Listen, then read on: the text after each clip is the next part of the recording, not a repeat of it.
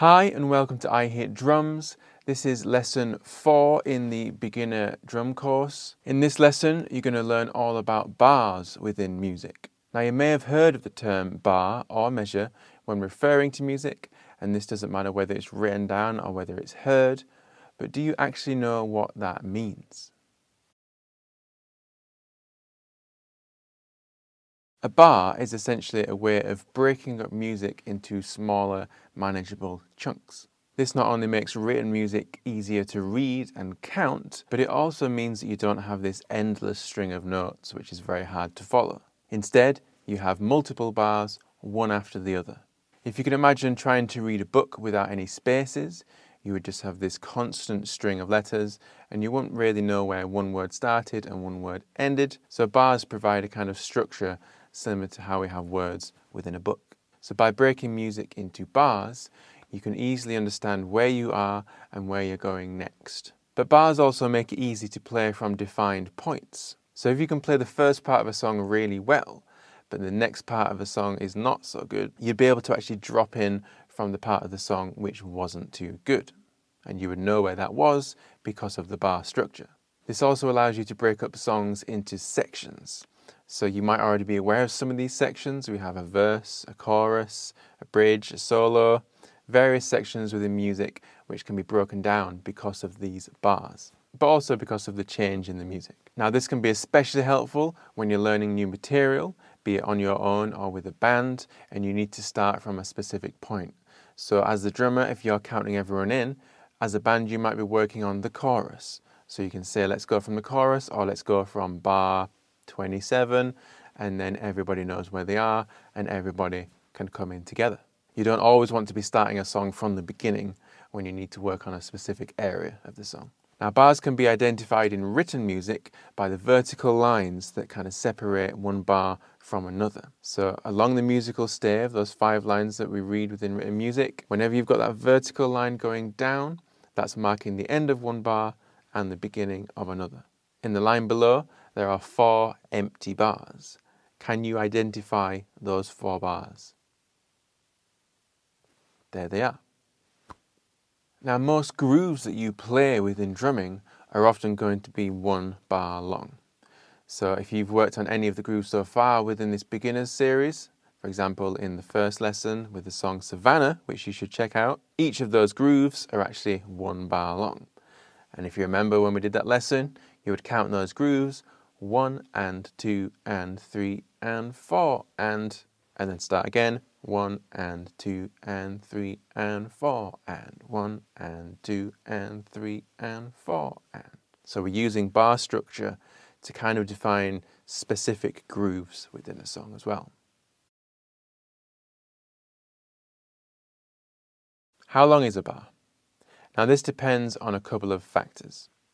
This depends on how fast you're playing or slow, and also the time signature of the music. Now the time signature of the music depicts how many beats you can have in each bar. And I've already got a video explaining how time signatures work, which you can see here. So check that out after this video if you're not too sure about time signatures. To simplify things though just now, let's assume that we're playing in the most common time signature of 4/4. This means that each bar can fit 4 quarter notes within it, and we would count this 1, 2, 3, 4. And if you had 2 bars back to back, you would count 1, 2, 3, 4. 1, 2, 3, 4. And for any additional bars, you would add further 1, 2, 3, 4s. And it's very important that there's no spaces between that counting. So when I used the analogy earlier of words kind of breaking up things into chunks and bars being similar, we don't actually want to add a space in between the bars. So make sure you don't count 1, 2, 3, 4, 1, 2, 3, 4. So that 4 should go straight into the 1 at exactly the same speed that you've counted those original numbers. And this structure of counting 1, 2, 3, 4 makes it very easy to identify one bar and then the next and then the next, because each time you restart that counting process or that reading process of 1, 2, 3, 4, you know that you're starting a new bar whenever you say 1. So how long is a bar? Well, the faster that you're counting or playing, the shorter it's going to be in terms of time, and the slower the song is or the slower you're playing, the longer it's going to take you to get through that same bar. Just a little side note here, you could play the same bar really fast or really slow, and that would be written the same way, but the speed that you play that defines how quickly you move through it. Within written music, you'll also come across different kinds of repeats. This is a single bar repeat, and it means that whenever you see that, you're going to play in that bar what you played in the bar before. And if you had multiple versions of this, you'd play that original bar, and then if you had 3 repeat symbols after that, you'd do that same bar 3 more times, and then move on. You can also get a 2-bar repeat, and that looks like this. If you saw a 2-bar repeat, when you got to those bars, it would mean that you should repeat the previous 2 bars. So you'd have an original 2 bars that you would play, and then in the 2-bar repeat, you would play those same 2 bars again, and then move on. Now, to repeat larger sections of music, and this is very common within written music, you would see these symbols.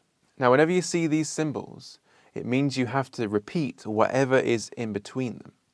So you might have an entire section, say 8 bars long, and it's got these symbols at the start of the section and at the end of the section.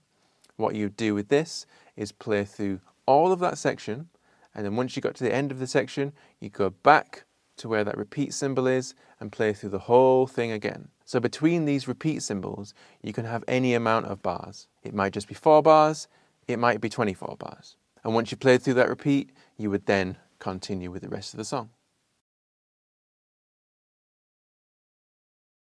So hopefully that sheds some light on what a bar is. It's nothing fancy, it's just a way of breaking up music into smaller, manageable chunks, which you can easily read, count along with, and use to find your place within music. And that's it for this lesson. That is what a bar is. If you've got any questions, please let me know. Otherwise, until next time, enjoy.